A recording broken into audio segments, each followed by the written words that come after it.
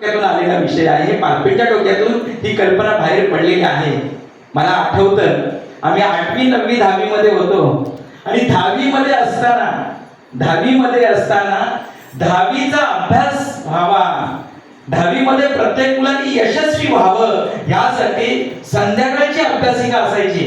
ती अभ्यासिका नसायची, ती 7 ते 10 मुलं त्या वाचनालयामध्ये येऊन कंटिन्यू वाचन करायचे आणि त्याचा फायदा ह्या हायस्कूल मधील सगळ्या मुलांना झालेला आहे. आणि ती कुठेतरी गोष्ट आम्हाला सातत्यानं सतावत होती की अशा पद्धतीनं मुलांनी वाचन केलं पाहिजे.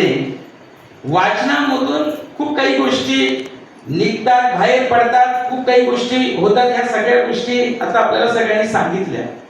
पण ही कल्पना जी आहे ती कल्पना आपण गावातल्या लोकांनी उचलून धरायची आहे. आता आपण कार्यक्रम तयार करतो, उपक्रम तयार करतो, पण उपक्रम तयार करून तो यशस्वीपणे राबवणं ही सगळ्यात मोठी कठीण गोष्ट असते.